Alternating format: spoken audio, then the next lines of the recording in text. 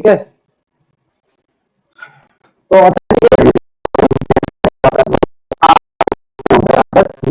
फिर ब्रेक हो रही है, कुछ आवाज ही नहीं आ रही। नेटवर्क इश्यू लग रहा है मेरे को तो, क्योंकि यहाँ से तो एकदम बात तो आ रही है, नहीं आ रही, इश्यू हो रहा है। पर वैसे सही चलती रहती है, बस बीच में 2 मिनट रुको।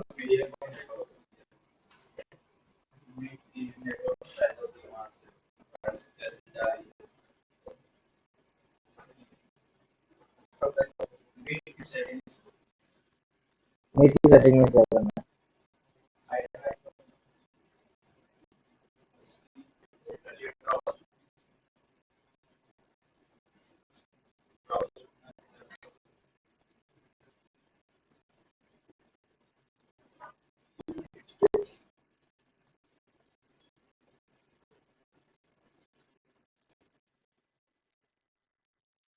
कुछ और है।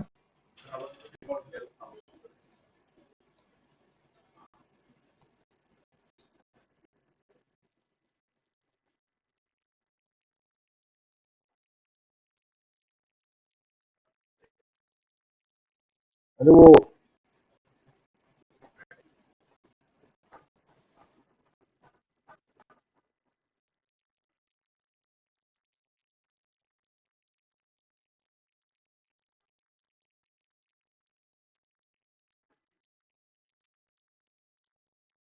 हेलो हेलो, आवाज आ रही है मेरी? अभी भी देख हो रही है।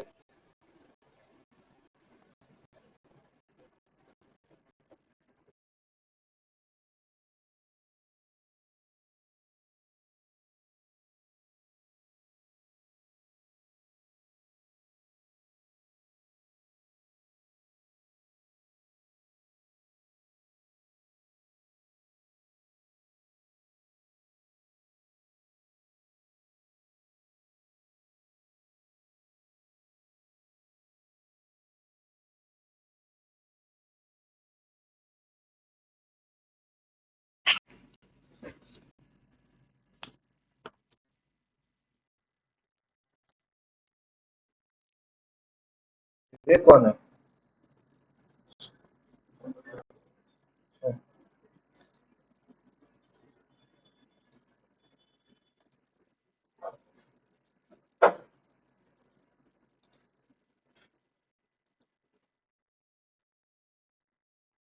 आवाज आ रही है मेरी सही से अब? हेलो, हाँ, मतलब इस बार ठीक है। यस सही है। जी हाँ।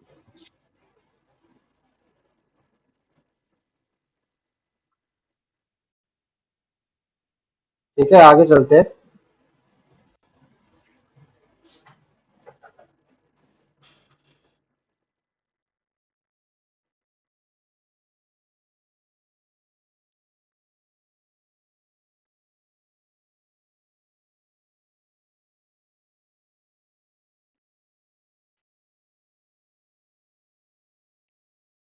ठीक है, तो रिलेटेड टू द इंसिडेंट होनी चाहिए।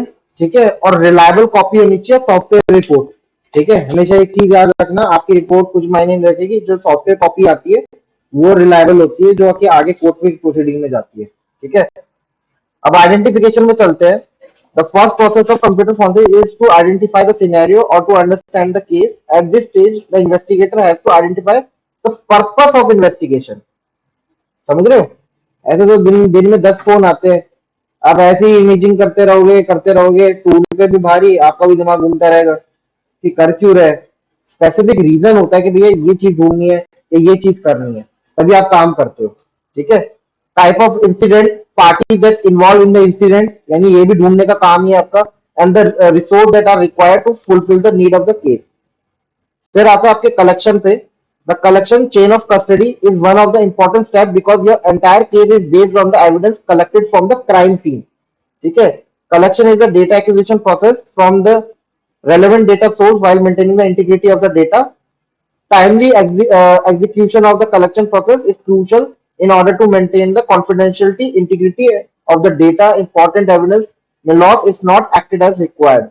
तो कुछ चीजें होती है, स्टैटिक बैग, फैराडे बैग क्यों यूज होता है? फैराडे बैग देखा सबने?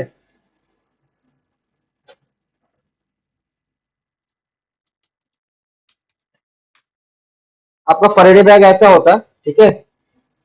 ये एक ऐसा मटेरियल होता है जो आपके फोन के नेटवर्क को, जैसे आपका RFID, NFC, Bluetooth, UHF, VHF, very high frequency, ultra high frequencies, ये सब कुछ बंद कर देता है। तो जब कभी कभार फोन मिलता है तो ज्यादा प्रैक्टिस ये भी होती है कि सिम बाहर निकाल दो, लेकिन आजकल क्या होता है, एयरप्लेन मोड कर दो। लेकिन एयरप्लेन मोड के ऊपर भी आपका वाईफाई चल रहा होता है आजकल, अगर आप नोटिस करोगे तो यही होता है। एक्सीडेंटली अगर वो ऑन हो गया और किसी ने कहीं और से बंद कर दिया, जैसे इसका सबसे अच्छा एग्जाम्पल कह लो, मान लो दो बंदे हैं, मान के चलते हैं, तुम्हारा नाम विवेक, तुम्हारा नाम जय। जय तो तुम्हारा भी? अच्छा, ठीक है। तो विवेक और जय है, ठीक है, हमने जय को पकड़ लिया है, ठीक है। इन दोनों की कम्युनिकेशन हुई है कोई मर्डर को लेके, पर विवेक घूम रहा है खुलेआम। लेकिन विवेक को ट्रिक मिल गई है कि जय को पकड़ लिया गया है पुलिस के थ्रू, लेकिन इन दोनों की चैट है। तो विवेक ने क्या किया कि भाई कहीं और से क्या किया, इसने फोन कनेक्ट किया और डिलीट फॉर ऑल मैसेजेस कर दिए, जो जय के तरफ जो ये चैट कर रहे थे एक उसके अंदर, इसने डिलीट कर दिया। अब होगा क्या, हमारा अगर एयरप्लेन मोड रहेगा तो सबसे अच्छी चीज ये रहेगी कि सारी चैट तो रहेगी अपने पास ही, लेकिन इसकी रिक्वेस्ट सर्वर के पास गई है, लेकिन सर्वर से रिक्वेस्ट हमारे पास नहीं हुई आउटबाउंडली। तो होगा क्या, अगर हमारा यहाँ वाईफाई ऑन हुआ तो सर्वर के पास जाएगी, सर्वर से हमारे पास आएगी, यहाँ भी डिलीट हो जाएगा। फिर हम जय को पकड़ भी लेंगे ना तो साबित नहीं कर पाएंगे, वो विवेक को पकड़ भी लेंगे ना तो विवेक को साबित नहीं कर पाएंगे कि विवेक ने क्राइम किया है, ये क्राइम पार्टनर है। ठीक है, तो ये कुछ छोटी छोटी चीजें होती है जो बहुत ज्यादा इंपॉर्टेंट क्रिएट होती है अपने लिए। ठीक है, आवाज आ रही है ना गाइस सबको? अब तो इशू नहीं है? नहीं सर, क्लियर है आज। ठीक। तो आपका फैराडे बैग होता है, ठीक है, ये एक अलग तरह का मटेरियल होता है। बहुत टाइम पहले अगर फैराडे बैग, देखो पहली बात तो फैराडे बैग बहुत कॉस्टली आते हैं, ठीक है, ये छोटा मोटा नहीं होता। ये देखो, ये तो फिर भी ऐसा है जो पुलिस यूज करती है, ये तो बाहर प्राइवेट बंदों के लिए, जो पुलिस यूज करती है वो अच्छे क्वालिटी वाले यूज करती है, ठीक है। पहले अगर फैराडे बैग अगर आपके पास कम पड़ जाए तो क्या करोगे? एल्यूमिनियम फॉइल, ठीक है, एल्यूमिनियम फॉइल्स का यूज किया जाता है।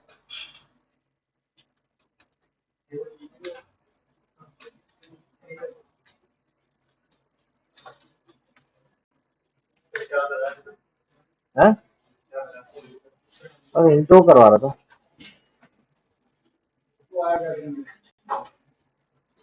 ठीक है। अब ये एल्यूमिनियम वाला सीन आया कहां से? ठीक है, चेयर ले आओ उधर से, पूछ लो।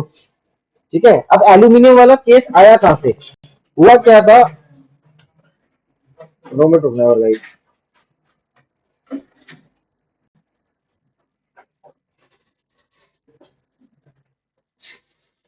अरे इधर हो जाओ, वो चेयर लाएगा, उसको वो चेयर लाने दो, फिर आराम से बैठ जाओ, ठीक है ना? तुम इधर हो जाओ ना थोड़ा। हाँ, अरे उसको फिर भेज देते इधर, बैठ नहीं पाएगा, उसे लाएगा, उसे लाएगा, ये होगा आज।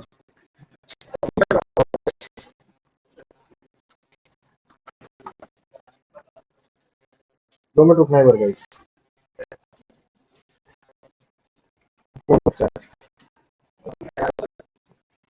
ठीक है, आ जाओ। अब तुम्हारा एल्यूमिनियम फॉइल वाला यूज क्यों हुआ था? हुआ क्या, जैसा रेडार का सुना है, रेडार क्या काम करता है? सिग्नल को, कौन से सिग्नल को है? मतलब फोन पकड़ लेगा रेडार? तुम्हारा जो रेडार होता है वो एयरप्लेन के लिए बना है, ठीक है। तुम्हारा मोबाइल रेडार सिस्टम्स भी आते हैं जो तुम्हारा इससे बनता है। अरे भाई,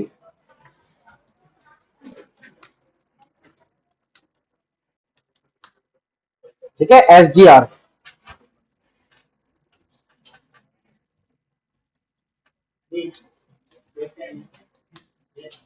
ठीक है, ये SDR है, फॉर्म में पड़ा होगा शायद तुम्हारे IoT क्लास के अंदर, तुम देख लेना, पूछना। तो ये बहुत सारे SDR आते हैं, IMSI कैचर आते हैं।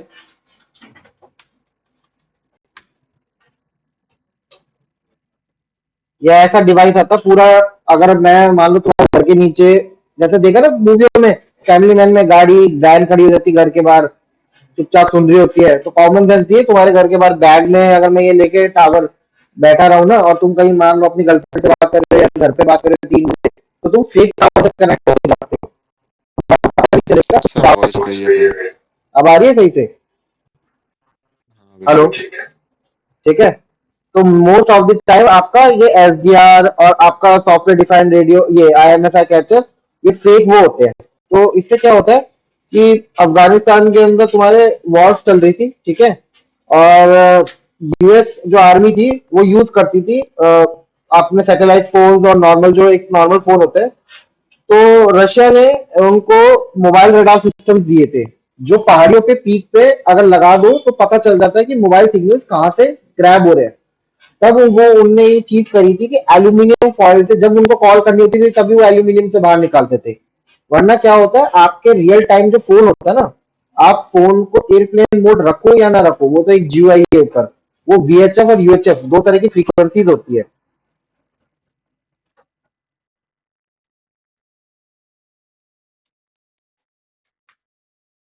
ठीक है।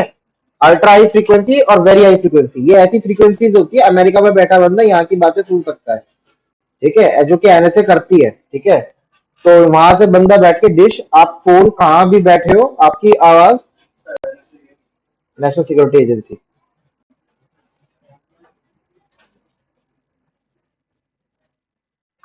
अमेरिका की है। ठीक है। फॉरेन इंटेलिजेंस और ये गैदर करती है पूरा। ठीक है, सिग्नल इंटेलिजेंस सबसे ज्यादा इनका होता है, तो इन एनएसए की डिशेज होती है।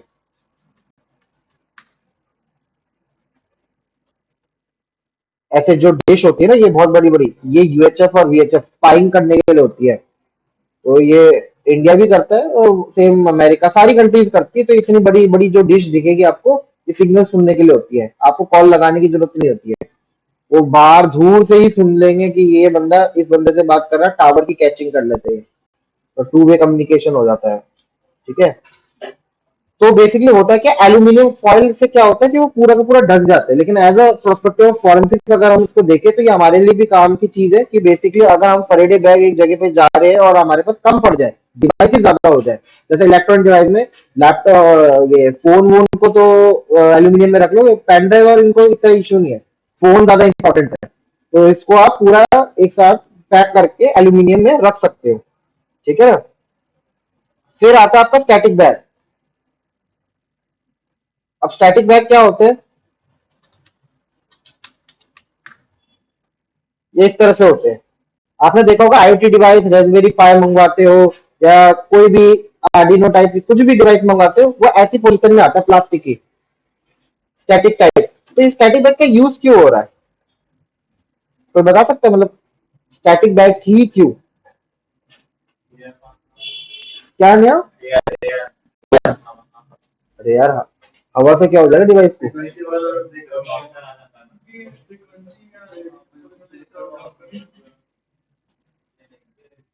स्टैटिक का मतलब क्या हुआ? स्टैटिक से क्या समझते हो? स्टैटिक बैग है, बैग को हटा दो, गोली मारो। स्टैटिक क्या चीज होगी? है? क्या बोल रहे हो? क्या? और दिमाग लगाओ। कभी एक चीज नोटिस करी है, धूप से आते हो तुम, कॉटन की शर्ट पहनी होती है, दूसरे दोस्त को हाथ लगाते हो, स्टैटिक करंट लगता है। तो आपकी जो फोन की स्क्रीन कैसे चलती है, कभी ध्यान दिया है? स्टैटिक चार्ज से चलती है। हमारा बॉडी है ना, खुद भी इलेक्ट्रिसिटी प्लस माइनस के फॉर्म में निकाल रहा होता है और ले रहा होता है। तो जो आपकी स्क्रीन होती है ना, वो उसी स्टैटिक चार्ज से चल रही है। अगर थोड़ा सा पढ़ोगे ना फोन की स्क्रीन कैसे चल रही है, तो फोन की स्क्रीन और हमारे उसके अंदर फर्क होता है। हम उसी के थ्रू उसको पिक्सल्स को हम वो कर रहे होते हैं, ऊपर नीचे, इधर उधर, साइड में इधर मार रहा है उधर, तो ये स्टैटिक करंट होता है आपका। ठीक है। आपने कभी देखा होगा, आप नेहरू प्लेस में गए होंगे या कोई भी इलेक्ट्रॉनिक शॉप पे गए होंगे,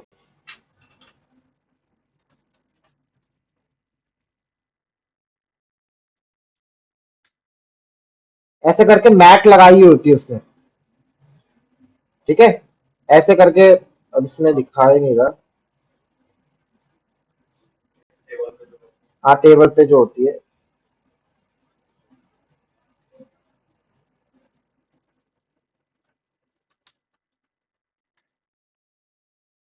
ऐसी मैट होती है, ठीक है, ऐसे, या तो ये होगा,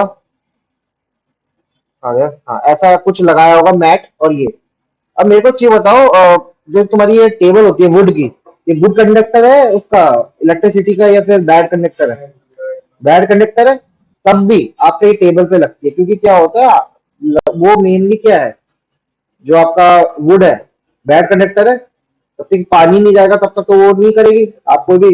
बेसिकली आपकी ये जो छोटे छोटे पार्ट्स होते हैं ना, जब मोबाइल को डिसमेंटल करते हैं, तो आपके आईसीज होती है, आपका कैमरा साइड में रखते हैं, ये इतने छोटे पार्ट होते हैं अपनी बॉडी के, जो आयरन होते हैं ना, तभी कहते हैं ना, जो बोर्ड होता है, जो भी पीसीबी होती है आपकी, जो बोर्ड होता है, उसको हाथ से टच नहीं करना चाहिए मदरबोर्ड को, क्योंकि आपकी बॉडी से भी करंट वो जा रहा होता है।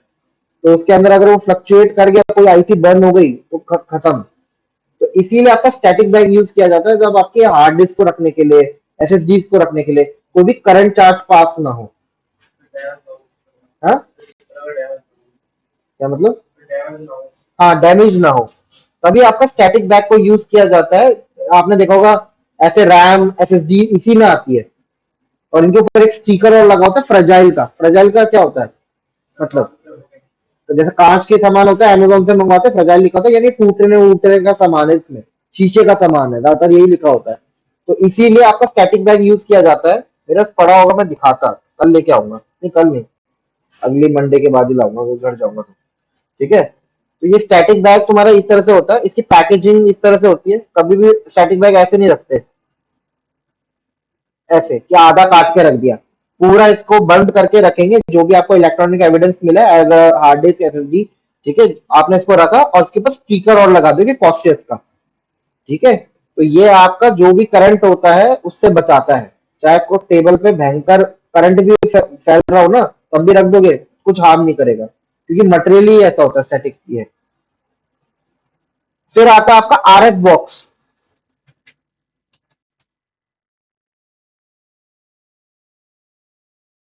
ये आपका कुछ इस तरह से आता है, ठीक है। आपका स्क्रीन होती है, आराम से आप ये, आपका वैसा होता है एक तरीके से, फरेडे टाइप होता है, हाथ डाल के आप फोन चला सकते हो। अब फरेडे में इशू ये होता है, एक बार फोन गया तो आप चला नहीं सकते हो। अब फरेडे में एक इशू ये है कि बैटरी ड्रेन हो जाती है बहुत जल्दी। तो इस वजह से आपका फरेड, ये जो बैग होता है ना, ये आरएफ बॉक्स, ये भी काम आता है। आपका सेम फरेडे बॉक्सेस भी आते हैं।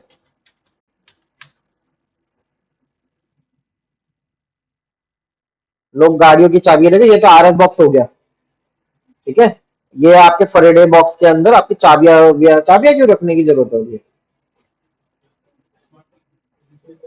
फ्लिपर जीरो डिवाइसेस होते हैं बहुत सारे, की ग्रैबिंग कर ली, क्योंकि ये रियल टाइम में ये भी रेडियो वो छोड़ रहे होते हैं अपनी वेव्स, ठीक है। तो इस तरह से डिवाइसेस आते हैं आपके मल्टीपल, ठीक है। हाँ, वाईफाई का पासवर्ड बताना एक बार, किस कोई कनेक्टेड है? ऋषि तुम तो हो गए, कोई भी नहीं कनेक्टेड वाईफाई से? बताया था ना पहले दिन, बता दो एक बार। पेरेंट से हो गया?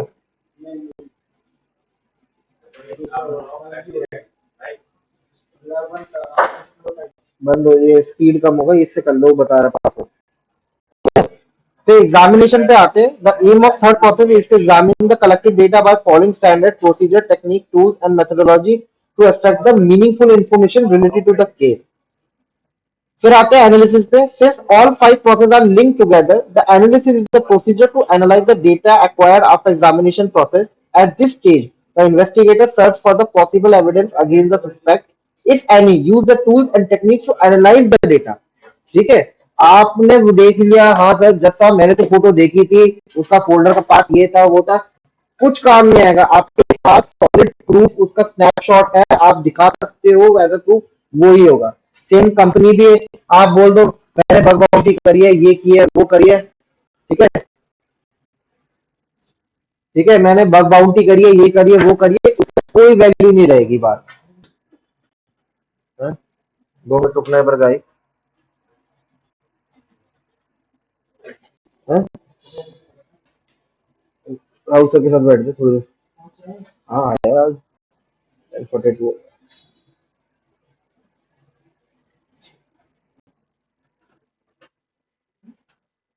ठीक है गाइस, तो आपका एक तरीके से बेसिकली आपका कुछ भी वैल्यू नहीं रहेगी। आपने बोला जब तक कि आप कॉर्पोरेट के अंदर जब तक बग बाउंटी की रिपोर्ट नहीं दिखाओगे कि भैया आपने कैसे वल्नरेबिलिटी फाइंड आउट करी है, इसलिए ये बहुत ज्यादा मेन रहता है आपके लिए।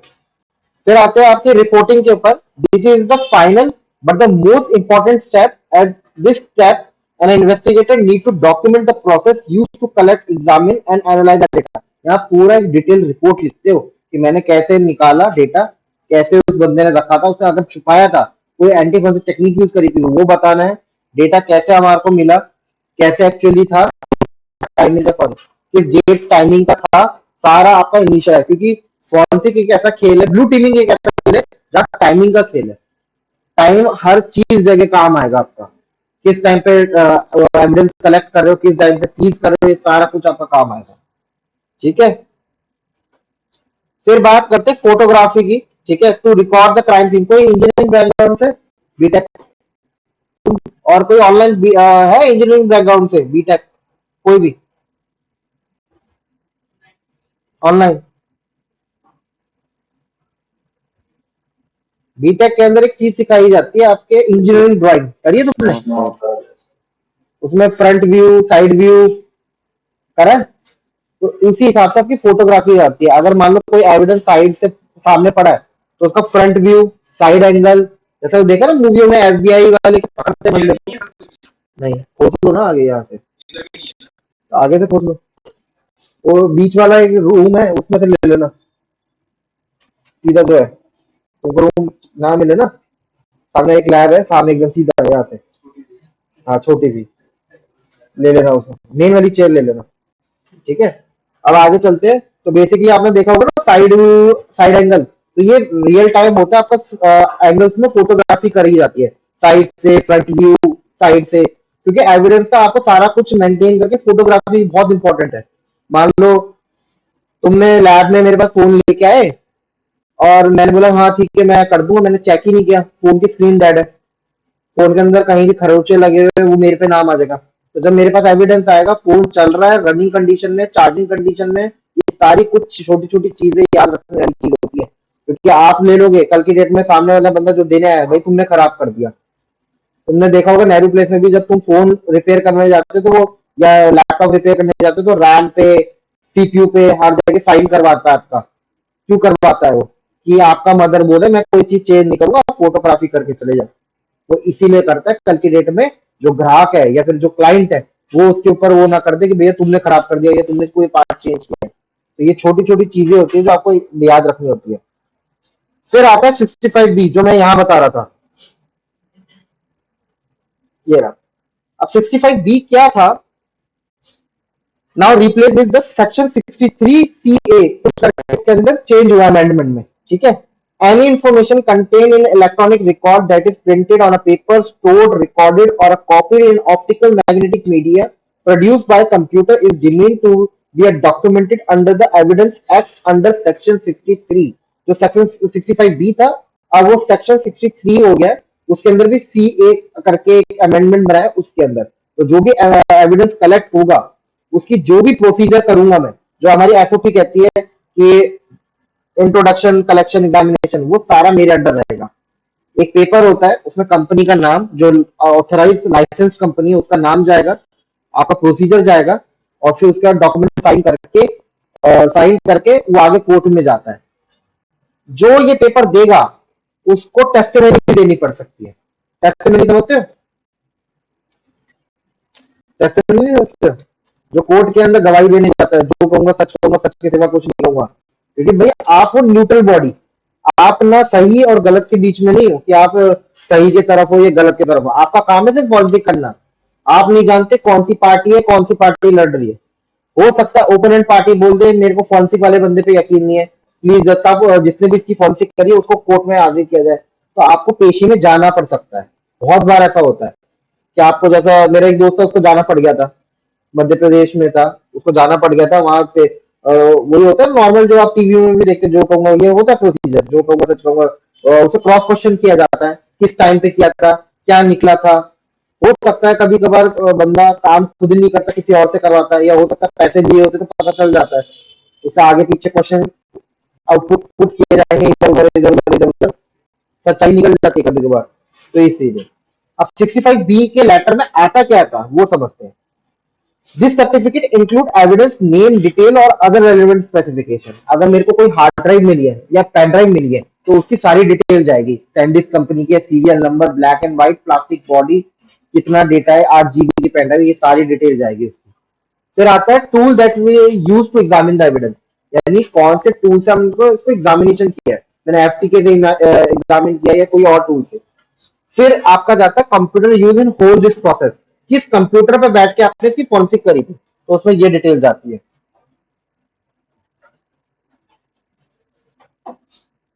ये device name, processor, installed RAM, device ID, product ID, system type, ये रहने देना। और edition, version, installed on, OS build, इतना डेटा।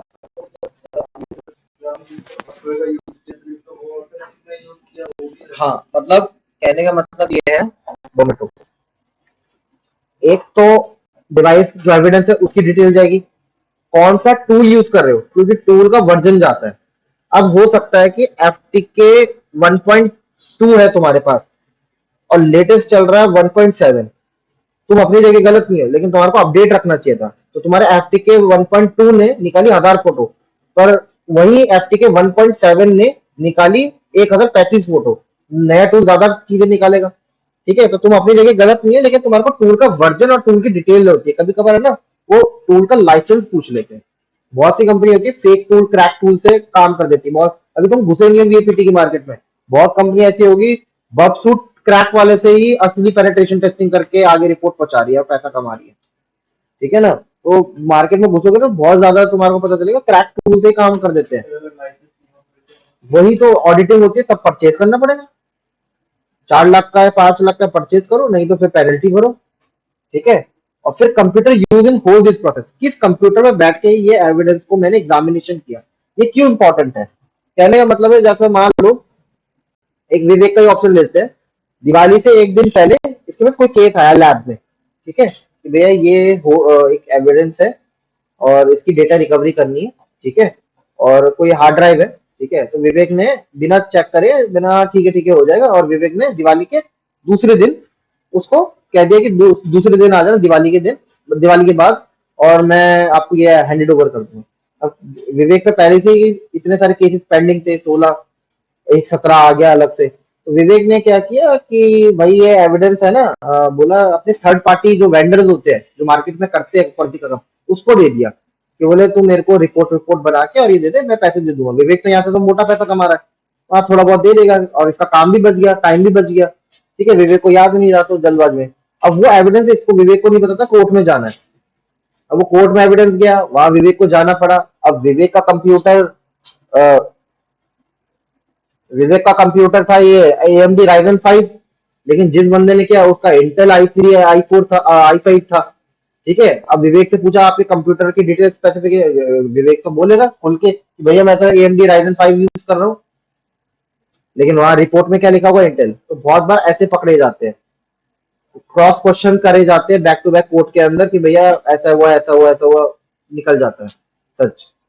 तो इसीलिए जो भी स्पेसिफाइड होती है आपकी चीजें, क्योंकि बहुत डिटेल में रिपोर्ट जाती है कोर्ट के अंदर, पता है एक कभी हफ्ते लग गए तो जो आपने एविडेंस में टेढ़ा मेढ़ा किया तो आप भी अंदर, लाइसेंस, आपका जो लाइसेंस होता है वो कैंसिल, कंपनी का लाइसेंस कैंसिल। बहुत कंपनी के साथ हुआ है। उस एक कंपनी है ओराइन, सुना होगा, ये क्रोम में भी आई थी, फॉरेंसिक का काम करती है, सुने, ओराइन।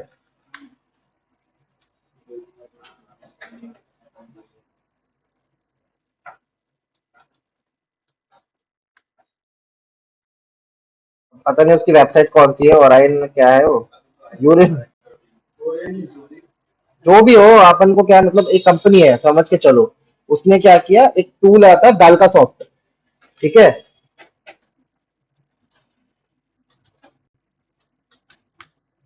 डाल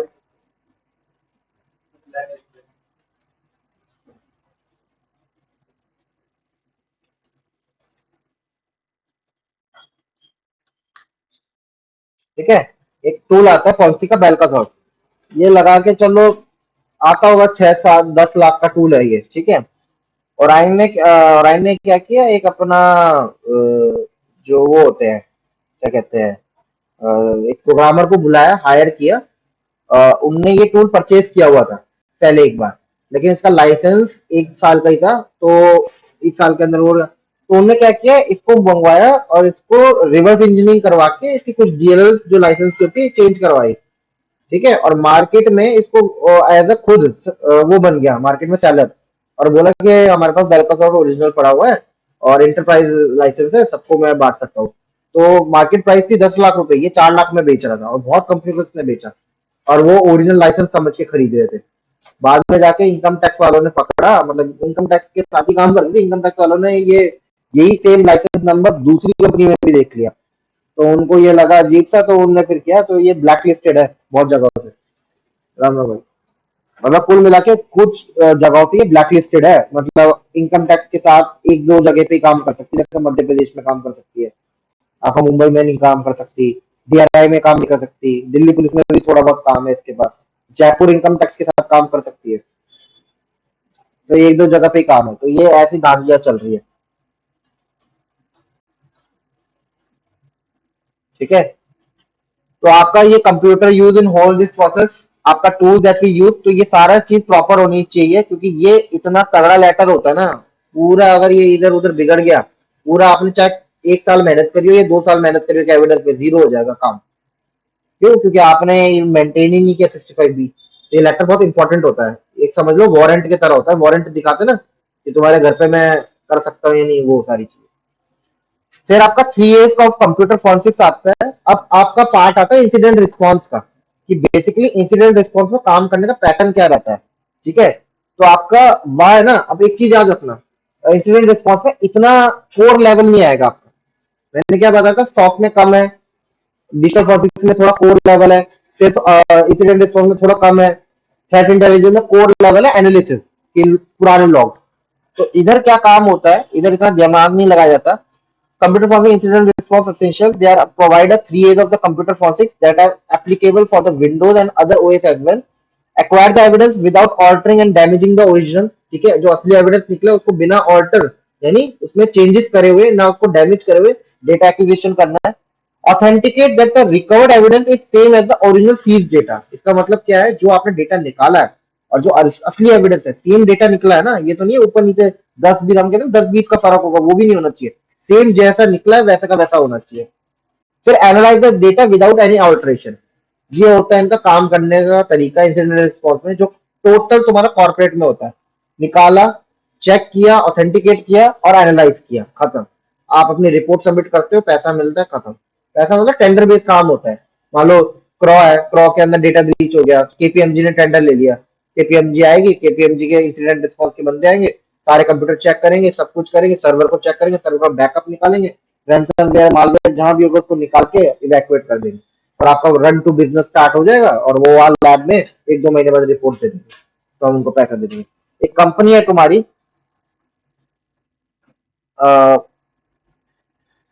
रियल केस है, मेरा दोस्त है इस कंपनी में, ये भी उसकी कंपनी है, क्या कहते हैं, वीएपीटी की है। तो तुम यहाँ भी ट्राई कर सकते हो जिनको वीएपीटी में जाना है। ये एमएनसी, ये यूएस बेस्ड है, ठीक है, डीएक्सी टेक्नोलॉजी, ठीक है। अब बेसिकली है क्या डीएक्सी टेक्नोलॉजी के अंदर, यही है ना, हाँ यही है। तो बेसिकली इसके पास टेंडर पड़ा हुआ है विस्तारा का, ठीक है। इसके पास विस्तारा एयरलाइंस, पता है, पता है ना विस्तारा एयरलाइंस, तो उसका यस टेंडर इसके पास पड़ा हुआ है। तो ये विस्तारा की एपीटी करती है। विस्तारा की 3 चीजें, पहली 2 ही चीजें, मतलब एक web sir, application. Voice break हो रही है सर सर आपकी। वॉइस गई आपकी। आप सही आ रही है? नहीं सर। हेलो, अब आ रही है सही से? क्या हुआ? हाँ सर अब आ रही है। ठीक है, तो हुआ क्या तुम्हारा इसके अंदर, एयरलाइंस है तुम्हारा, क्या कहते हैं, विस्तारा। तो विस्तारा की दो एप्लीकेशन है, एक है वेब एप्लीकेशन, ठीक है, जो एक वेबसाइट है, और दो एप्लीकेशन है, एक iOS की और एक एंड्रॉइड की। तो उसकी वीएपीटी ये कंपनी संभालती है। अब हुआ क्या, विस्तारा में किसी ने रात को 8 बजे, मतलब रात को 2 बजे करीबन, किसी ने टॉर की सर्विस चला दी सर्वर पे बैकएंड में। ठीक है, अब मिटिगेशन और ये सारा कुछ डीएक्सी टेक्नोलॉजी देखती है, तो उन्होंने बोला ये सर्विस कैसे ऑन हो गई, ये हो गई, जबकि विस्तारा की किसी एम्प्लॉय ने करी थी ये चीज। तो विस्तार उन्होंने बोला कि आप इंसिडेंट रिस्पॉन्स टीम भेजो भाई, क्या कुछ हो गया सर। एक सेकंड।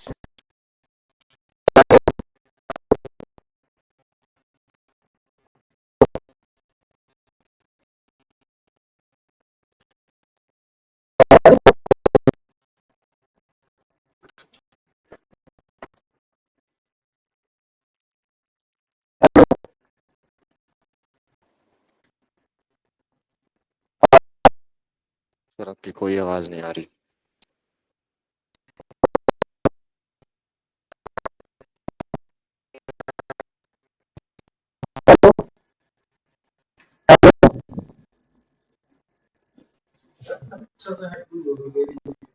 हेलो, आवाज आ रही है मेरी अब सही से? हाँ सर अब क्लियर है। क्लियर है ना? ठीक है, खराब है इसकी हथौड़ी लाके तोड़ दे इसको यहाँ का। एक रो का तो हर चीज ही खराब है, गलत जगह आ गए, तो कोई नहीं। हेलो, आवाज आ रही है? चलो आगे चलते हैं। तो बेसिकली ये जो आपकी कंपनी थी, ठीक है, तो इसी ने रातों रात एक आपकी बैंगलोर की कंपनी इंसिडेंट रिस्पॉन्स की, उसको बुलाया। ठीक है, वो 3-4 बंदे आए और एक रात में सारा काम करके, डेटा का बैकअप करके, सारा रिकवरी करके और मिटिगेट करके सारा सर्वर चल दिए। कितना अमाउंट लिया होगा उन्होंने एक दिन, मात्र मात्र 5 घंटे काम करके गए इंसिडेंट रिस्पॉन्स का, कुछ लगभग बता सकता है कोई? हम्म? करोड़ वरोड़ नहीं है भाई, ये क्या फेसबुक है क्या? 7 लाख रुपए सिर्फ 5 घंटे के चार्ज कर गए, सारे सर्वर क्लीन कर गए। सात सात सात 7 लाख, 7 लाख रुपए 5 घंटे के ले गए, सारा सर्वर बैकअप कर गए, नेटवर्क टेस्ट किया। ठीक है, आपका सारा चेक होता है, मैसेज वैसे सब कुछ चलाया जाता है, नेटवर्क सब कुछ चेक होता है। ठीक है, तो इंसिडेंट रिस्पॉन्स का भी काम बहुत हाई लेवल होता है, लेकिन फॉरेंसिक का काम उसमें पड़ता है। हाँ मतलब देखो, एक चीज याद रखना, मैंने क्या बताया था, डिजिटल फॉरेंसिक्स में क्या होता है, बंदे ध्यान नहीं देते कि कंपनी बंद रहेगी 10 दिन 15 दिन। वो तो अपना रिकवर किया डेटा, चलो भाई निकलो, हम एनालाइज करके आपको रिपोर्ट पहुंचा देंगे। रेपुटेशन पे भी ध्यान लगाते हैं कि जितने दिन कंपनी बंद रहेगी तो उसका बाहर लॉस भी तो हो रहा है। अगर मान लो मिंत्रा पे किसी ने साइबर अटैक कर दिया, रैंसमवेयर अटैक कर दिया तुम्हारे सारे सर्वर पे, तो अगर मिंत्रा 1 घंटे के लिए भी बंद रहोगे ना, तो शेयर मार्केट में डाउन हो जाएगा, पैसा वैसा सारा कुछ। आता हूं मैं, ठीक है ना? ठीक है, तो सारा तुम्हारा इतना सारा लॉस होगा, तो इस लॉस को वो करने के लिए वो जल्दी काम करते हैं। नहीं, डिमांड नहीं होता, आपका एक फिक्स साइज होता है। ठीक है, एक आपका एक कोटेशन होता है कि हम ये चेक करेंगे, फ्रेमवर्क इशू करेंगे, नेटवर्क एनालिसिस करेंगे, आपका ये करेंगे, ये करेंगे, ये करेंगे। वो आप पूछते हो, ऐसा नहीं है कि हम जाते हैं। सबसे बड़ी बात, नेटवर्क फॉरेंसिक करना बहुत बड़ी चीज, मतलब छोटी चीज नहीं है। आप किसी कंपनी में हाँ भाई लाओ वायरशार्क चला देते हैं, ऐसा नहीं होता।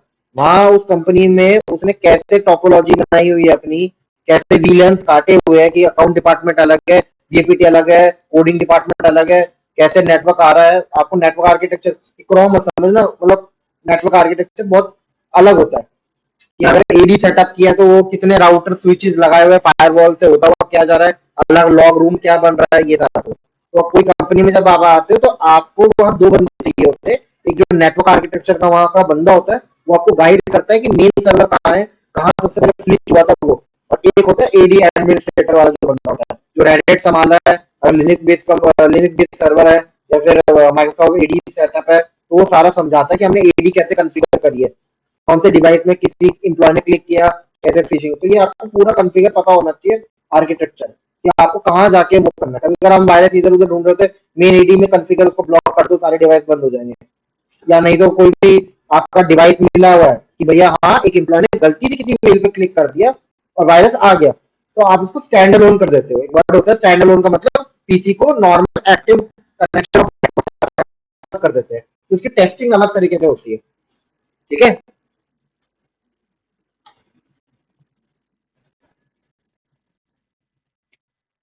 ठीक है। Computer incident response, this is organize approach to addressing and managing the aftermath of the security breach और cyber attack. The goal is to handle the situation in a way that limits the damage and reduce the recovery time and cost. ये आपकी proper definition है। ठीक है, कि situation को इस तरह से वो करना कि डैमेज भी ना हो, जल्द से जल्द रिकवरी हो जाए। तो काम करने का पैटर्न दोनों का होगा कि इंसिडेंट रिस्पॉन्स का भी काम करने का पैटर्न और फॉरेंसिक का भी पैटर्न एक ही होगा, पर चुस्त इंसिडेंट रिस्पॉन्स वाले कि उनको पता है कि उनको लिमिटेड टाइम है बैक टू सर्वर लेके आना है। कि क्लाइंट अगर मान लो मिंत्रा पे क्लिक कर रहा है और मिंत्रा डाउन पड़ी है, तो उसका यूजर एक्सपीरियंस क्या होगा, अरे हटाओ यार ये मिंत्रा मिंत्रा तो फालतू है, आजियो अच्छा है और अमेजोन अच्छा है, इससे ही कपड़े मंगवाते हैं, ये तो ऐसे डाउन पड़ी रहती है, खरीदेगा। अजीब आ रही है वॉइस आपकी फिर से। लो आवाज आ रही है सही से नहीं सर, संपर्क कर रहा है। है? No sir. Hello hello hello, sir बीच बीच में ब्रेक हो रही है सर वही बात। सर इसका कोई परमानेंट सॉल्यूशन देखो ना, आधा जीवन तो इसी में बीत जाएगा।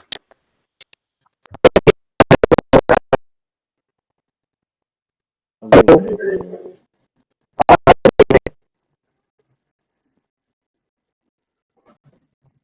हेलो, आ रही है? रुको रुको,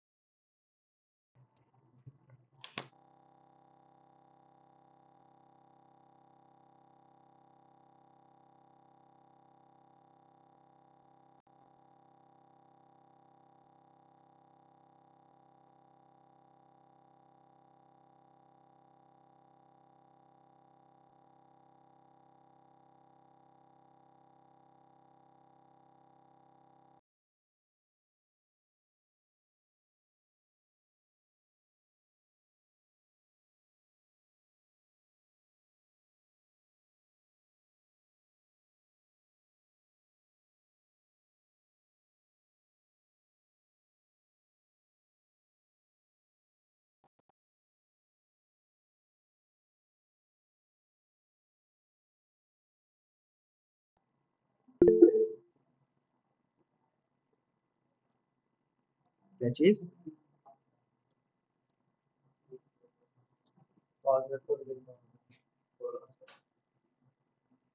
ऊपर से जाने लगा है। हेलो हेलो, आवाज आ रही है मेरी? हेलो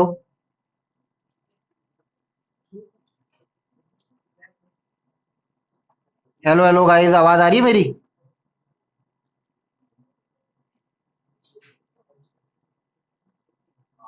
देखना, एक बार ज्वाइन करना सारे, देखो एक बार ज्वाइन करके देखो, फोन से ही कर लो कोई।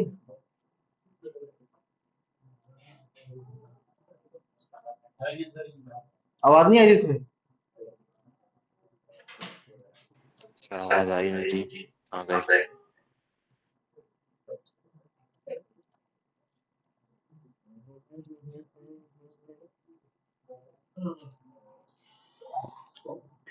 क्या चला दिया ये? अरे इसको बायो से बंद कर लो ना, कभी किडनैप हो गए और सोचो तुम्हारे को घर पे वैसे देना है, किडनैपर के सामने आवाज आ जाएगी ऐसे। हेलो हेलो, आवाज आ रही है मेरी गाइस? सर अब क्लियर है। अब क्लियर आ रही है? ठीक है। सर बोलो। तो कुछ बोल रहा था।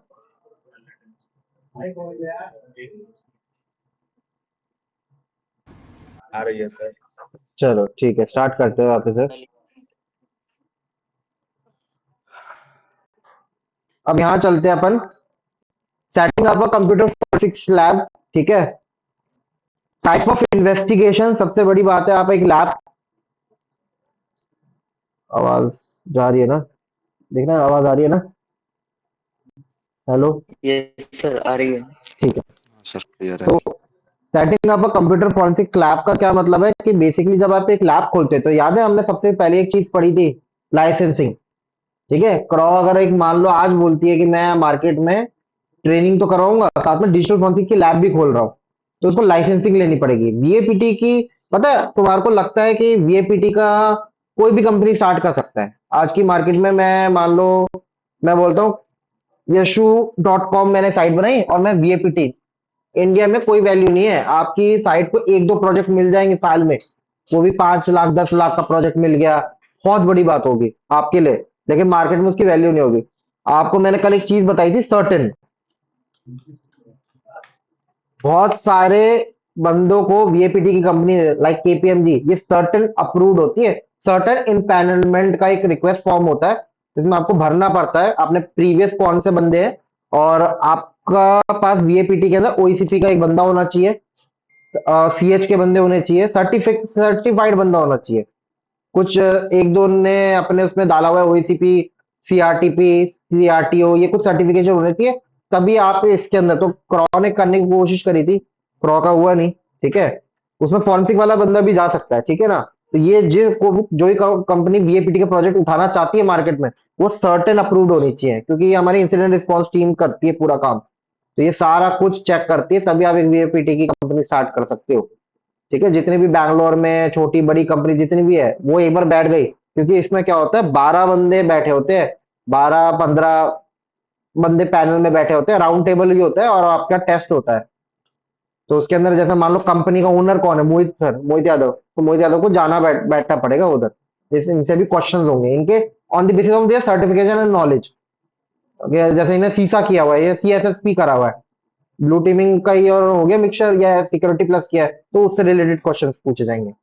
जैसे मान लो मैं फॉरेंसिक का मैंने उसमें दिया हुआ है, तो मेरे से फॉरेंसिक का पूरा पैनल बैठा होगा, फॉरेंसिक से रिलेटेड सारे क्वेश्चंस होंगे।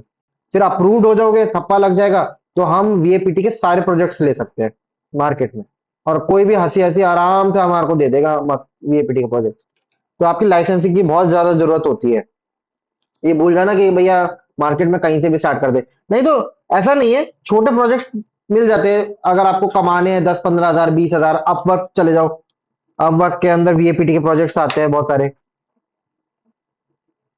अपवर्क हो गया आपका आपका योगोशा हो गया, ऑफेंसिव सिक्योरिटी टेस्टिंग प्लेटफॉर्म्स है आपके, इसके अंदर मेंबर बनना पड़ता है, तब आप आपको वर्क फ्रॉम मतलब कहीं जाने के किसी के अंडर काम नहीं करोगे, योगेशम प्रोजेक्ट्स आते हैं, डॉलर में पेमेंट होती है, वर्क फ्रॉम होम वीएपीटी का काम करना है। योगोशा हो गया, अपवर्क हो गया, मल्टीपल जॉब्स है आपके पास। ठीक है, तो टाइप ऑफ इन्वेस्टिगेशन बहुत ज्यादा नीडेड है। ठीक है, टाइप ऑफ इन्वेस्टिगेशन के अंदर क्या है बेसिकली कि आपका कि आप मोबाइल फोरेंसिक करवाते हो, ईमेल फोरेंसिक, विंडो फोरेंसिक, क्या करवाते हो, स्पेशलाइजेशन। अगर हम बोल देते हैं कि भैया हम फोरेंसिक पूरी करवाते हैं, कल आईओटी का केस आ गया, अब बोलते हैं हमारे पास तो कोई बंदा ही नहीं है ना, हमारे पास टूल है, तो आप क्या स्पेशलाइजेशन में हो कि कंप्यूटर में क्या करवाते हो, विंडो करवाते हो, लिनक्स करवाते हो, फोरेंसिक क्या करवाते हो। ठीक है, नंबर ऑफ इन्वेस्टिगेटर्स 5 बंदे हैं लैब में काम कर रहे हैं, तो 5 बंदे ही होने चाहिए, ये नहीं कि थर्ड पर्सन आ रहा है जा रहा है, एविडेंस पड़ा है, सामने वाले की जिंदगी उसी एविडेंस पे टिकी है कि जेल में जाएगा या बाहर रहेगा। दूसरी चीज, इनफैक्ट चाय वाला भी अगर चाय रख के आ रहा है, मान लो तुम तो अपना ध्यान है, ऑफिस बॉय है, ऑफिस बॉय चाय रख के जा रहा है, पेन ड्राइव पड़ी है, दूसरी पेन ड्राइव रख गया और उठा ली वो वाली, नॉर्मली क्या कर लोगे। तो ये कॉमन सेंस चीज है कि आपके नंबर ऑफ इन्वेस्टिगेटर और एग्जामिनर कितने हैं। ठीक है, इक्विपमेंट रिक्वायरमेंट और सॉफ्टवेयर रिक्वायरमेंट कि आपके पास टूल कौन से होने चाहिए, हार्डवेयर सॉफ्टवेयर सारे। वर्क एरिया कंसिडरेशन होना चाहिए, वर्क स्टेशन रिक्वायरमेंट, अब ये बहुत ज्यादा इंपॉर्टेंट है, वर्क स्टेशन रिक्वायरमेंट।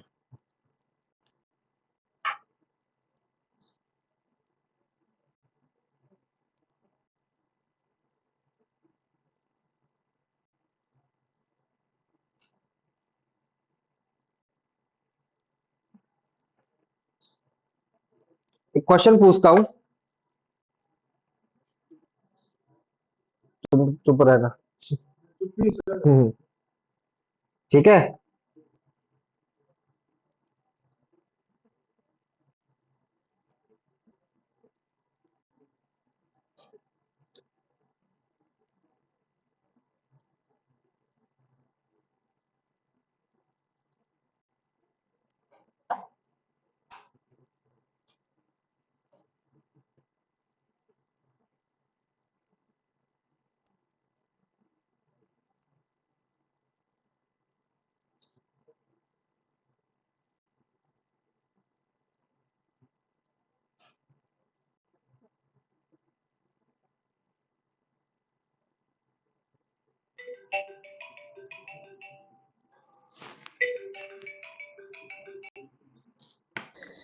सर आपकी वॉइस नहीं आ रही है। मैं बोल ही नहीं रहा हूँ, ठीक है। अब ध्यान देना, ये तुम्हारा लैपटॉप है और ये तुम्हारा डेस्कटॉप है। यहाँ i5 processor, 6 core 13 generation, 64 bit architecture का कंप्यूटर है, ठीक है, सीपीयू है। सेम डेस्कटॉप के अंदर हमने i5 6 generation, oh sorry, 6 processor core, 6 core 13 generation, 64 bit है। ये दोनों एक जैसे काम करेंगे? क्यों एक जैसे काम क्यों नहीं करेंगे? बराबर ही तो है प्रोसेसर, बताओ। दोनों ही प्रोसेसर सेम है, चाहे आप लैपटॉप खरीद लो मार्केट में या आप अपना खुद का डेस्कटॉप बना लो, प्रोसेसर तो एक ही है। सेम कॉन्फ़िगरेशन है, i5 6 कोर 13 जेन 64 बिट 64 बिट, कोई कमी तो छोड़ी नहीं मैंने। चलो कोई बात नहीं, थोड़ा सा और अच्छा कर देते, 8 GB की रैम दे देते, 32,000 मेगाहर्ट्ज की, 3200 मेगाहर्ट्ज की, ठीक है। सेम इसमें भी वही,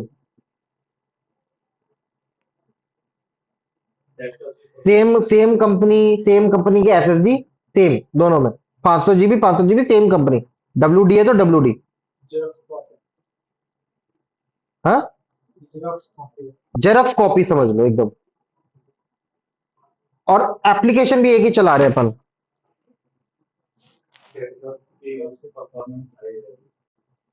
क्यों? क्यों तो क्यों, और नहीं तो नहीं क्यों, बताओ। डेस्कटॉप परफॉर्मेंस की होती है। क्यों मतलब डेस्कटॉप में ऐसा क्या है, सेम प्रोसेसर तो है। डेस्कटॉप है हमने भी बस डेस्कटॉप की होती है। नहीं, रीजन क्या है, मेरे को रीजन जानना है। डेस्कटॉप का अगर ज्यादा है तो रीजन क्या है?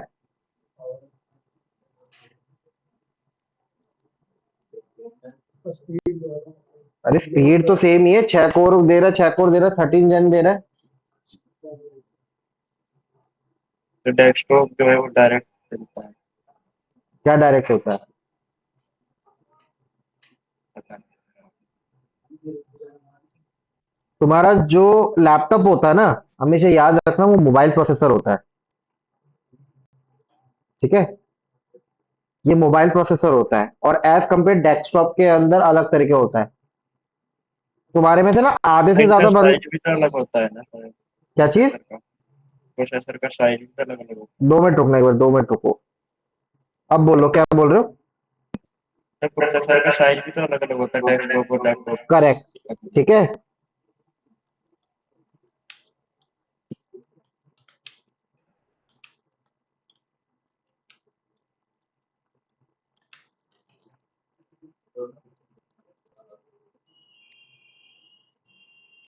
ये तुम्हारा नॉ- ये तुम्हारा नॉर्मल प्रोसेसर होता है जो सीपीयू उसमें लगता है, और ये तुम्हारा उसका होता है, किसका?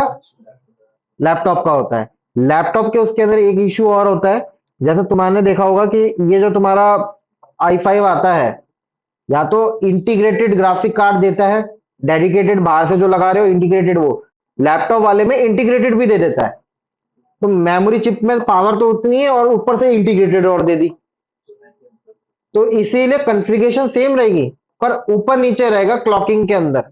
इसमें भी स्पीडिंग अलग होती है, S series, you series, under power होता है, एक एच सीरीज होती है, के सीरीज होती है। अगर तुम डेस्कटॉप प्रोसेसर खरीदने जाते हो, वो क्या होता है? वो बेसिकली क्लॉकिंग करने के लिए होता है, ओवर क्लॉक कर सकते हो उसको, कि इतनी प्रोसेसिंग है इसकी, इतनी कर दूंगा तो कोई दिक्कत नहीं होगी। गेमिंग वाले करते हैं, ठीक है, डेटा माइनिंग और ये सारा कुछ काम करने वाले बंदे करते हैं। थैंक यू भाई। ठीक है, तो ये तुम्हारा एक तरीके से इस तरह से होता है। लेकिन तुम्हारे जो प्रोसेसर यूज होते हैं, बेसिकली जो फॉरेंसिक की वर्क स्टेशन दिखाऊंगा कौन से यूज होते हैं, उसमें होते हैं इंटेल जायन प्रोसेसर। ठीक है, अलग अलग आते हैं, ये 1 लाख का प्रोसेसर होता है आपका, 1,18,000 का सिर्फ प्रोसेसर। और ये इतना छोटा प्रोसेसर नहीं होता, ये तुम्हारा इतना बड़ा प्रोसेसर होता है जो सर्वर में रखता है। ठीक है, सर्वर में एक एक टीबी रैम होती है और मल्टीपल एसएसडीज होती है। देख रहे हो, ये इतना लंबा होता है जायन प्रोसेसर, छोटा बड़ा होता है, देख रहे हो? है?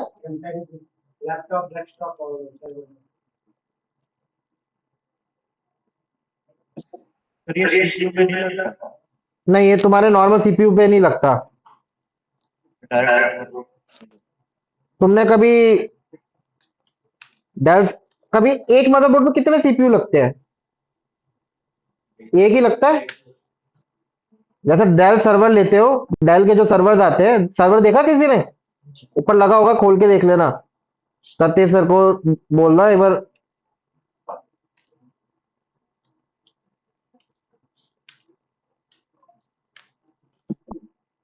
ये देखो, ये सीपीयू इस तरह से दिखता है। ठीक है,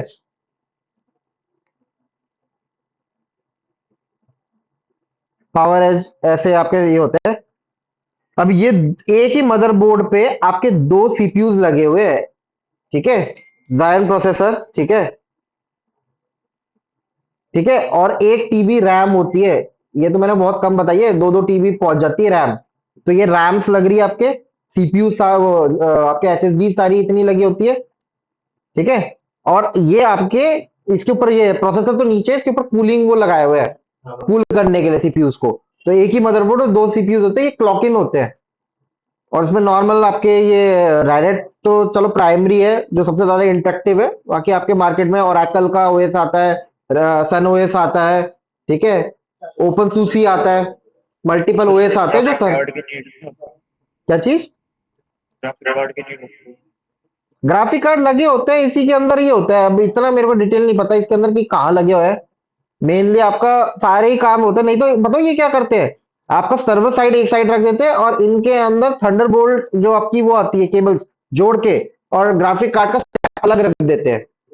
जैसा आपका आपने वो देखो ना, माइनर्स बैठे होते हैं, तो माइनर्स क्या करते हैं, i3 प्रोसेसर के कंप्यूटर ले लेते हैं या i5, माइन करते हैं, ग्राफिक कार्ड का स्टैक अलग रख देते हैं, उनको ठंडा करने के लिए अलग है, ये अलग है, बस केबल ही केबल जुड़ी होती है। तो मल्टीपल आपका काम करने का वो होता है। अब बात करते हैं वर्क स्टेशन की।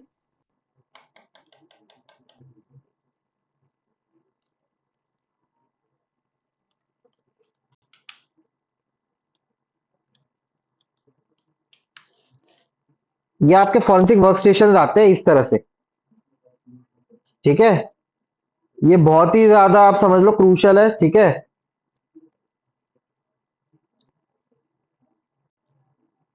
एक खोल लेते हैं,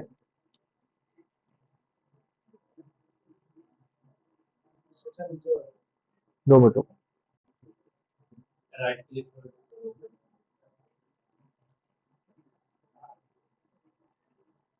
ठीक है, ये इस तरह से होते हैं। इसी में राइट प्रोटेक्टेड लगा होता है, राइट ब्लॉक बताऊंगा क्यों काम में आता है। ठीक है, सब कुछ लगा होता है। इसी पे आपके मल्टीपल हार्ड डिस्क एसएसडी लगाने की जगह स्लॉट्स होती है। रेड सिस्टम इसमें काम करता है, आगे पढ़ेंगे रेड सिस्टम क्यों काम में आता है।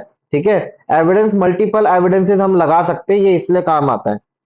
ठीक है, पूरा इस तरह से वर्क स्टेशन लगता है। एक कंपनी है जो दिल्ली पुलिस के अंदर, जो मैं काम करके आया था जब उसमें था।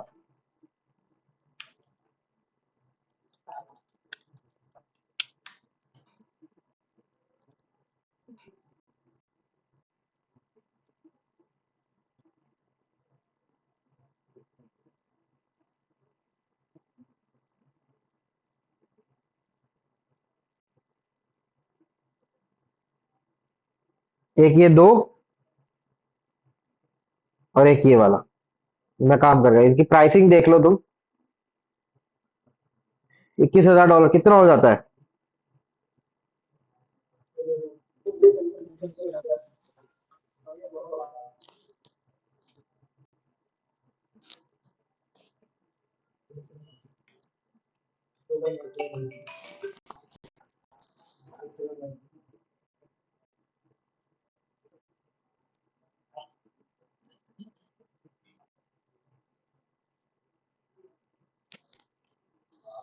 ठीक है, 17 लाख रुपए आपका हो जाता है।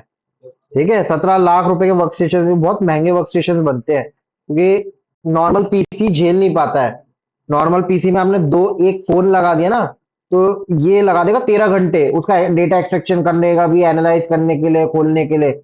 नॉर्मल वर्क स्टेशन लगाओगे वही 13 घंटे को वो 5 घंटे 3 घंटे में बांट देगा। तो इसलिए वर्क स्टेशन बहुत हैवी होते हैं फास्ट काम करने के लिए, क्योंकि डेटा तुम्हारे को लगता है कि फोन का डेटा बैकअप करने में कितना टाइम लगता है, आजकल जैसा नया फोन लेते हैं सिंक कर देते हैं, वहां पूरा फॉरेंसिक एनालाइज होता हुआ आपका डेटा जाता है, एक एक बिट पूरा कॉपी होता है, तो इसलिए बहुत ज्यादा प्रोसेसिंग लगती है। अगर मैं इसको खोल के दिखाऊं, ठीक है, देख रहे हो 3 ईयर के पार्ट लेबर वारंटी है, एक्सॉन प्रोसेसर लग रहा है, 56 कोर है इसके अंदर, ठीक है। 1.9 गीगाहर्ट्ज टू 4.8 गीगाहर्ट्ज टर्बो काम करता है। 256 GB की high speed error checking DDR5 4800 तुम्हारा मेमोरी लग रही है। एनवीडिया ग्राफिटा RTX 3060 है।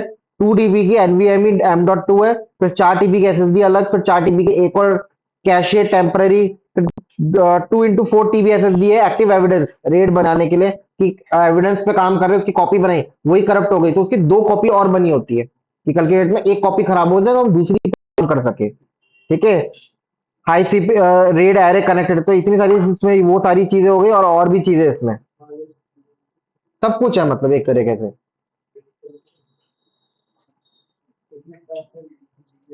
है। नहीं, इसमें गेम वेम मैंने खेला हुआ है, बड़ा मजा आ जाता है एकदम। हाँ, खेला नहीं, GT 6 तो नहीं, वहाँ खेला हुआ है मैंने, बढ़िया गेम। बाकी ये सीपीयू है, क्या कह रहे हो? 6 नहीं कह रहा हूँ, GTA के पुराने वाला खेला है, GTA 6 के है ही नहीं अभी तो। हम्म। ठीक है, एक कंपनी और है।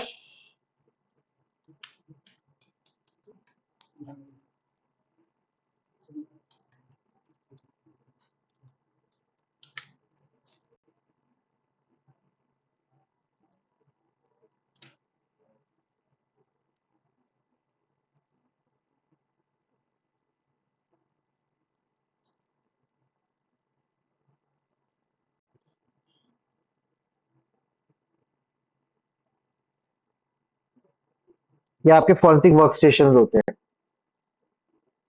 लैपटॉप्स भी बनाते हैं, कस्टम मेड आपके लैपटॉप्स भी आते हैं। तो इस तरह से ये फॉरेंसिक, ये आप नहीं खरीदते, ये जो भी कंपनी होती है वो खरीद के रखती है। अब देखो, फॉरेंसिक तो बहुत जगह लैपटॉप से भी कर लेते हैं, रेड पे आप जा रहे हो तो लैपटॉप ही लेके जाओगे, वर्क स्टेशन तो लेके नहीं जा सकते, नहीं भारी होते हैं। ठीक है, मोस्ट प्रोबेबली आपको जब लैब में काम करते हो तब ये बहुत ज्यादा नीडेड होते हैं, इतने हैवी वर्क स्टेशन, ठीक है ना। लैपटॉप्स भी बनाते हैं, आपने एक सुना होगा पैनासोनिक, पैनासोनिक टफ बुक का नाम सुना है? रगड़ लैपटॉप्स आते हैं, आपने मूवियों में देखे होंगे, वो ऐसे ऐसे करते हैं, न्यूक्लियर पावर बंद कर देंगे, ये वो कर देंगे। ये मिलिट्री ग्रेड लैपटॉप्स होते हैं, इनमें होता क्या, आप इसके अंदर कस्टम मेड बना सकते हो, राइट ब्लॉकर लगाना है। इसमें 3 बैटरी सेट होता है, एक बैटरी लगी होती है, बैटरी हटा दोगे ना तब भी चल रहा होता है पावर, आप दूसरी बैटरी लगा दो, तो हमारे को एक्सटेंडेड 2 दिन की बैटरी सेट मिल जाती है। तो आप रूरल एरिया में गए हो, गांव के एरिया में गए हो, जहाँ लाइट प्रॉपर नहीं आ रही और फॉरेंसिक करनी है, और 9-10 घंटे आपका काम चलेगा, तो आप यहाँ इसमें बैटरी वैटरी सारा सेटअप है, डिटेचेबल स्क्रीन होती है, सब कुछ होता है। ये 3 से 4 लाख 5 लाख का वो आता है आपका, आर्मी में सबसे ज्यादा यही यूज होता है।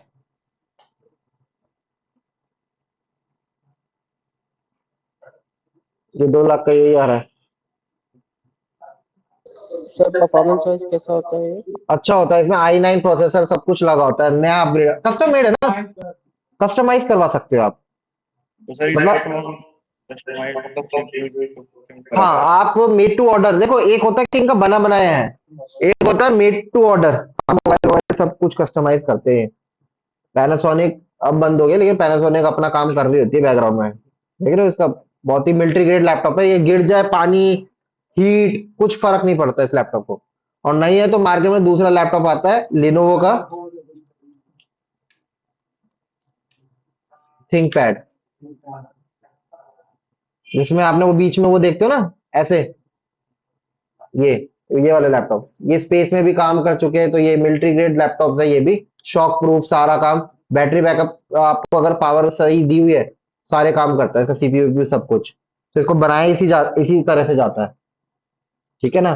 तो ये आपके फॉरेंसिक में सबसे ज्यादा काम में यूज में आते हैं आपके वर्क स्टेशन, ठीक है।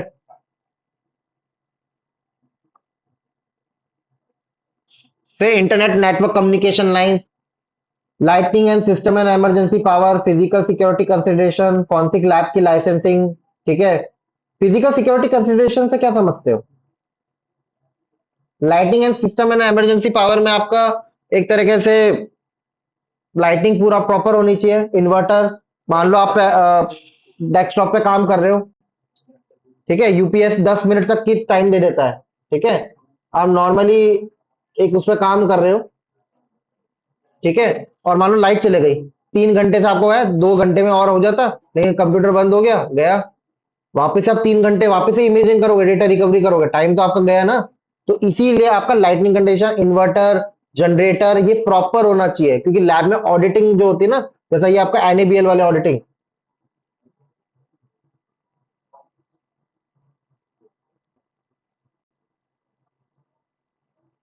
चलो बढ़िया है, कब आ जाए, ठीक है। ठीक है, फिजिकल सिक्योरिटी कंसिडरेशन क्यों जरूरत होती है बताओ? टेल गेटिंग का मतलब सुना, टेल गेटिंग है? टेल गेटिंग क्या होती है, कोई बता सकता है? मान लो कोई एम्प्लॉय है, ठीक है, सर जैसे कोई हाँ बोलो बोलो। सर जैसे कोई ऑथराइज पर्सन है और उसके पीछे से कोई फेक पर्सन है, तो उसके साथ में वो घुस गया जैसे उसके साथ अंदर। तो ये सचिन तुम्हारी आवाज ऐसी है या तुमने कुछ लगाया हुआ है? नहीं सर ऐसी है। अच्छा सही है? ठीक है। तो बेसिकली होता क्या है, जैसे मान लो राजू नाम का एक लड़का है, एम्प्लॉय है, एक कंपनी में काम कर रहा है, ठीक है।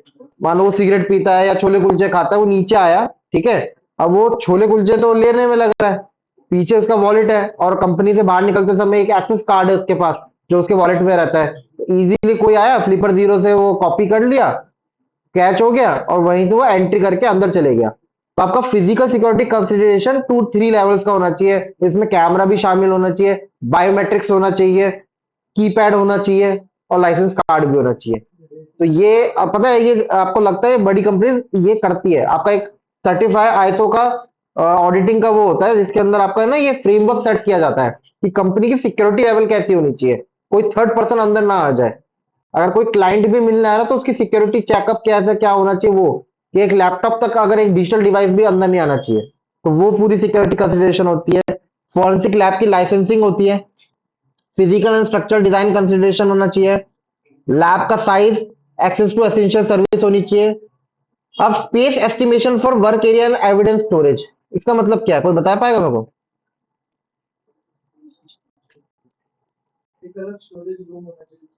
एविडेंस रखने के लिए, या तो लॉकर रूम हो, तो मान लो 4-5 बंदे एक जगह काम कर रहे हैं, मान लो रात में एक बंदा बोलता है आपका बस ऐसे ही एविडेंस पड़ा हुआ है इधर, ठीक है, कोई रूम ही नहीं है, कोई नहीं है, तो आपका एक कलीग है भाई, एक ये काम ऐसा है ना, आप अपने दूसरे दोस्त पे या उस पे भरोसा नहीं कर सकते हो।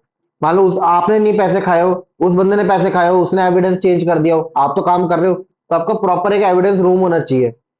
मैम 10-15 मिनट बाद आना, ठीक है। तो आपका पूरा एक एविडेंस रूम और स्टोरेज होना चाहिए, जो आपका पूरा चेकअप और सारी चीजें हो जाती है, ठीक है, रखने का।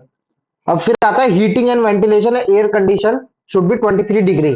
जो आपकी लैब होती है, जो आपका एविडेंस रखने का रूम होता है या काम करने का रूम होता है, वहां आपका हमेशा देखना फॉरेंसिक लैब में आपका वो रहता है, क्या कहते हैं, एक थर्मामीटर लगा रहेगा डिजिटल, या फिर एक नॉर्मल थर्मामीटर। क्यों जरूरत होती है? ऑडिटिंग वाले कभी भी आ जाते हैं, आपका नॉर्मल डिग्री 23 डिग्री रहना चाहिए।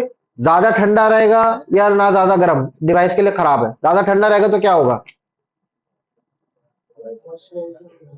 मॉइस्चराइजर होगा, बैटरी ड्रेन जल्दी करेगी। हो सकता है हम फोन का पासवर्ड जानते हैं, लेकिन आजकल के फोनों में क्या होता है, फोन अगर स्विच ऑफ हो जाए, स्विच ऑन होता है तो एक मास्टर पासवर्ड होता है, फिर उसके बाद आप फोन का लॉक खोलते हो।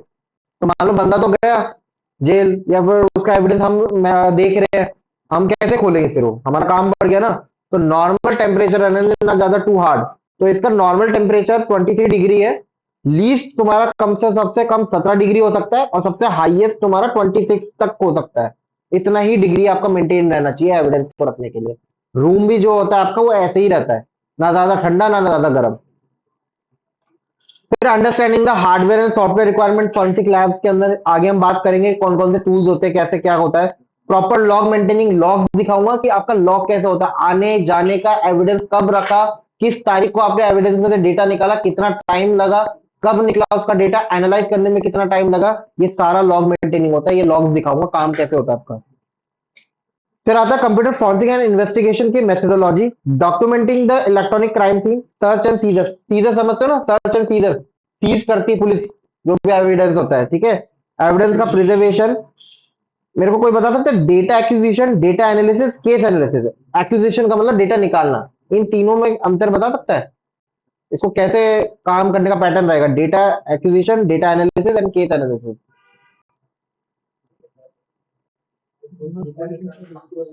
क्या चीज,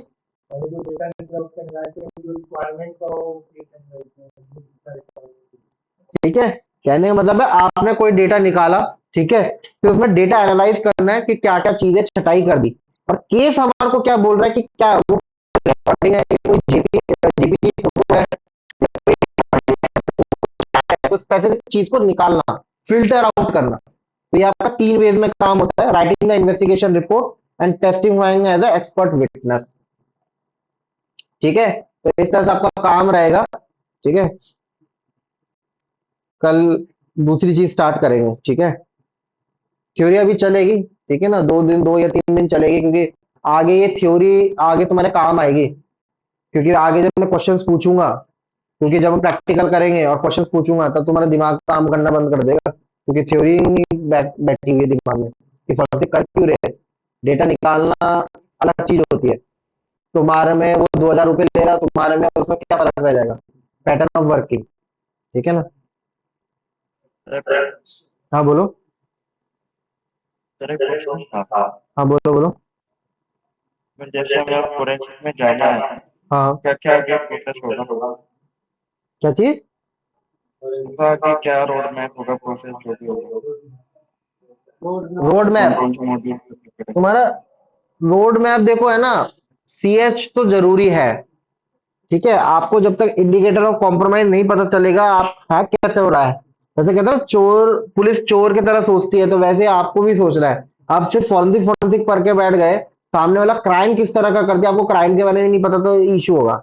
मेरे हिसाब से देखो, एक तो पहले टेक्निकल डिग्री, ठीक है, उसके बाद सीएच अच्छे से प्रॉपर आनी चाहिए, ठीक है। इनफैक्ट आपको एपीटी वेब पीटी भी आनी चाहिए, ठीक है। मैं ये नहीं कह रहा कि पूरी हैकिंग आनी चाहिए, हो कैसे रहा प्रोसेस समझ में आ रहा है, और वो प्रोसेस का लॉग कैसे बन रहा है, बस इतना समझ आ गया ना, तो आप फॉरेंसिक आराम से कर पाओगे कि मेरे को डेटा कहाँ निकालना। अब मैं एक पीसी दे दूं, भैया हैक हुआ है, भाई कितनी सारी चीजें, नेटवर्क के थ्रू हो सकता है, ओपन पोर्ट के थ्रू हो सकता है यूएसबी के थ्रू हो जाए, हो सकता है की लॉगर के वजह, या फिर किसी ने मेरा फिशिंग मेल भेजी हो। कितने, ये तो मैंने सिर्फ ऊपर ऊपर की चीज बताई है, कितने मल्टीपल वेज हो सकते हैं एक कंप्यूटर हैक करने के। मुझे एग्जैक्टली क्या चेक करना है, कि सबसे पहले क्या चेक करूं कि वो है एक्टिव कनेक्शन तो नहीं बनाना C2 सर्वर के साथ, तो वो कम्युनिकेशन कहां से चेक करूंगा, नेटवर्क से चेक करूंगा, ठीक है। और नेटवर्क पे किस लेवल पे, एक सिस्टम लेवल पे चेक करूंगा और एक राउटर लेवल पे, क्योंकि जानने का कोई तो तरीका होगा। तो ये तुम्हारे वेज होते हैं, जब तक ये नहीं समझ आएगा ना ये तुम्हारा अटैक कैसे हो रहा है, तो तुम उसको फिगर आउट नहीं कर पाओगे एज अ फॉरेंसिक्स में। सॉक भी यही समझाता है, सॉक में भी जब जाओगे ना, अटैक मेथोडोलॉजी नहीं पता रहेगी ना, कितना ही वायर शार्क पढ़ा दूं, ठीक है। वायर शार्क की अगर मैं एक कंपनी की एक एक महीने की भी रिपोर्ट हो, 2-2 3-3 GB की पीकैप फाइल होती है, पढ़ते रहोगे घूमते रहोगे, तुम दिमाग खप जाएगा कि इनकमिंग आईपी कौन सी है, आउटगोइंग आईपी कौन सी है, source IP, destination port, port कौन सा है, फिल्टर्स काम में लोगे लेकिन तब भी दिमाग घूम जाएगा, क्योंकि अटैक मेथोडोलॉजी पता नहीं है कि कंपनी ने क्या क्या बंद किया हुआ है, तो क्या क्या और पॉसिबल अटैक्स हो सकते हैं जो इनको छोड़ दे फिल्टर आउटिंग करके। तो ये चीजें तुम्हारे को करना पड़ेगा, तब जाके तुम एक तरीके से सोच सकते हो। लेकिन बाकी मैं सजेस्ट करूंगा पॉलिटिक्स पढ़ो, पर 100 के लिए तैयारी करो, इंसिडेंट रिस्पॉन्स और ये सारा कुछ करो, ठीक है ना। तो ये हमारा बेस लाइन क्रिएट करेगा, बेस लाइन क्रिएट हो जाएगी तो बहुत ज्यादा काम रहेगा। देखो फॉरेंसिक्स में ही जाना है, अगर एक होता है ना कि भाई मतलब सर स्टॉक से ही एंट्री लेनी है, अगर लेनी है क्या चीज, स्टॉक के थ्रू ही लेनी है, वो करना है। स्टॉक बेस्ट रहेगी। बाकी अगर फॉरेंसिक्स में जाना है ना, देखो काम करने का पैटर्न जो मैं बता रहा हूँ ये पूरा कोर लेवल फॉरेंसिक्स है, ठीक है। कि काम करने का पैटर्न मैं वही पढ़ा रहा हूँ जो मैं बाहर सीख के आया हूँ, करके आया हूँ काम, ठीक है। बुकिश लैंग्वेज में पढ़ाऊंगा, बुकिश लैंग्वेज कुछ मैं आज बोलता हूँ CHFI खोल लो, CHFI के अंदर जितने जितने टूल्स बताएगा ना उतने टूल्स तो बाहर यूज भी नहीं होते ना, CHFI की थ्योरी काम में आती है तुम्हारे। तो वही चीज पढ़ा रहा हूँ जो बाहर काम में आएगा जब तुम वर्क करने बैठोगे कॉर्पोरेट में या फिर गवर्नमेंट में, वही चीज समझा रहा हूँ, पढ़ा रहा हूँ, ठीक है ना। चलो यार एक बार अटेंडेंस ले लेते हैं। हाँ ये मैं वर्ड फाइल्स में डाल दूंगा, ठीक है ना।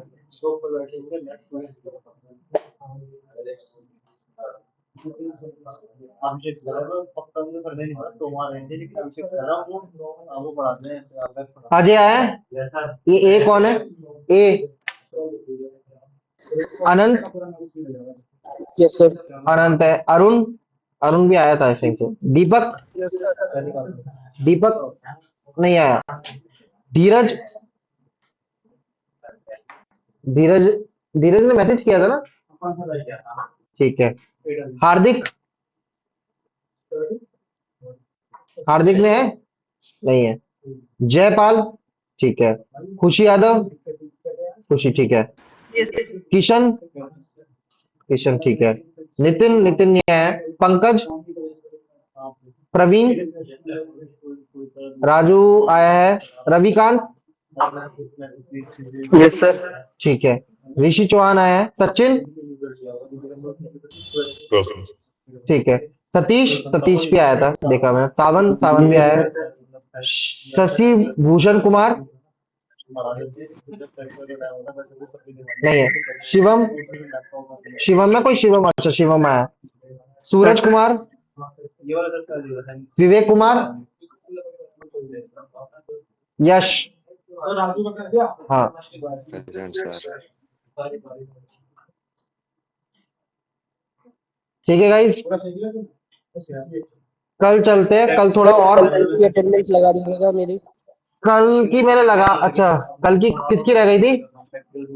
सर मेरा एग्जिट हो गया था 5 मिनट पहले, इसलिए। अनंत, अच्छा 7 तारीख की ना। Yes sir. अनंत, अनंत, अनंत कहाँ है? सर मेरा भी हो गया था, देखना मेरी लगी हुई है। यश लगी हुई है, ठीक है गाइस, ठीक है। कल थोड़ा और कोड लेवल पे चलते हैं, ठीक है। और जितना प्रैक्टिकल अभी कब पढ़ा स्टार्ट है, होगा क्या चीज? सर? प्रैक्टिकल। प्रैक्टिकल तुम्हारा 3-4 दिन के बाद स्टार्ट करेंगे अपन, ठीक है। उसके बाद स्टार्ट करेंगे, एक बार ये हो जाएगा।